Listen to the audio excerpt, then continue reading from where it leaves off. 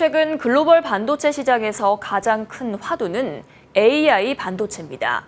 특히 미국 엔비디아 등 AI 반도체를 설계할 수 있는 팹리스 기업들이 시장에서 주목을 받고 있는데요.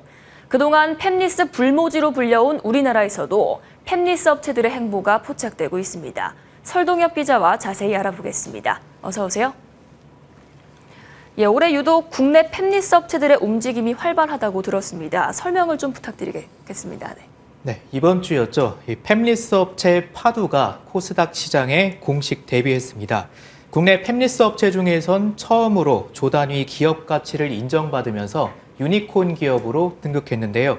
팹리스 불모지로 불리는 한국에서 사상 첫 유니콘이 탄생하면서 시장에서도 파두의 움직임을 예의주시하고 있습니다.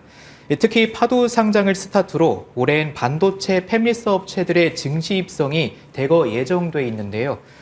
현재 퀄리타스 반도체, 사피엔 반도체 등이 올 4분기 상장을 목표로 예비 심사에 돌입했습니다. 이처럼 한 해 팹리스 업체들이 줄줄이 상장하는 건 상당히 이례적이라는 평가가 나오는데요.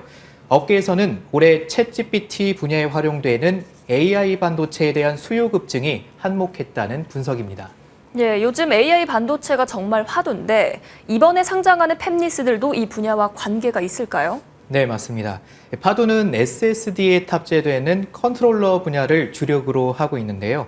AI와 같은 빅테크 쪽은 이 대규모 데이터 처리가 필수적인데 그만큼 고성능의 SSD 컨트롤러에 대한 수요가 늘어나고 있는 추세입니다. 또 퀄리타스 반도체도 AI에 활용되는 SoC, 즉 시스템 온 칩이 모듈 안에서 데이터가 빠르게 오갈 수 있도록 인터페이스를 설계하고 있거든요. 이번 상장 추진에 나선 업체 말고도 최근 AI와 관련된 국내 팹리스 업체들이 사업 확장을 위한 자금 조달에도 힘을 싣는 모습입니다. 이번 상장 추진에 나선 이제 AI 반도체를 또 설계하는 리벨리온이라는 곳이 있는데요. 지난해부터 약 1,100억 원 규모의 투자를 유치했습니다. 올 하반기에도 R&D에 활용할 자금 확보를 위해 신규 투자를 위한 작업에 착수했습니다. 이 정부 차원에서도 팹리스 육성에 공을 들이고 있다고 들었습니다. 어떻습니까? 네, 앞서 지난달 중소벤처기업청과 한국 팹리스 산업협회 등 14개 정부기관 단체들이 팹리스 얼라이언스 발대식을 가졌는데요.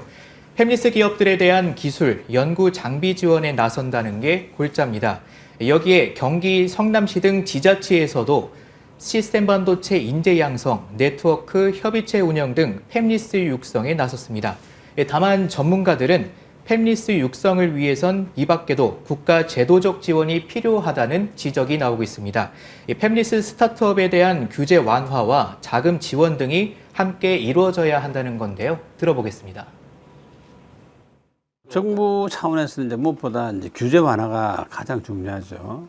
정부의 어떤 이런 성장의 펀드 같은 걸 만들어 가지고 이런 루키들이 그것을 쉽게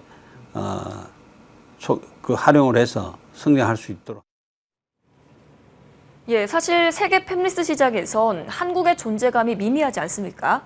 이번 사례들이 국내 팹리스 도약의 신호탄이 될 수 있을까요? 이 글로벌 팹리스 시장은 사실상 미국이 장악하고 있다고 해도 과언이 아닌데요. 미국은 현재 팹리스 시장 점유율이 약 65%에 달하고 있습니다. 우리가 한 번쯤은 들어봤을 법한 엔비디아, 퀄컴, AMD 모두 미국 팹리스의 대표 주자들이거든요. 반면 우리나라는 글로벌 팹리스 시장에서 점유율이 약 1%에 그치고 있는 형국입니다. 그동안 국내 팹리스는 주로 스마트폰과 같은 IT 기기에 들어가는 비교적 아날로그 반도체를 설계해 왔는데요. 다만 앞으로 AI 반도체 분야가 미래 먹거리로 떠오른 만큼 이와 관련된 국내 팹리스들의 성장도 가속화될 것이란 전망이 나오고 있습니다. 국내에서도 미국 엔비디아 같은 곳이 탄생할 수 있다는 분석도 나오는데요. 전문가 의견 들어보시죠. 제2의 엔비디아가 놓았으면 하는 게 희망이죠. AI 쪽에는 아마 이런 회사들이, 이런 루키들이 그런 쪽에 관련된 회사들을 많이 M&A를 해서 아마 뭐 엔비디아가 성장하는 그 루트처럼 그렇게 성장할 가능성이 굉장히 높은 회사들입니다. 예, 한국이 팹리스 시장에서도 점유율을 점차 확보해 나갈 수 있을지 기대를 해보겠습니다. 오늘 말씀 잘 들었습니다.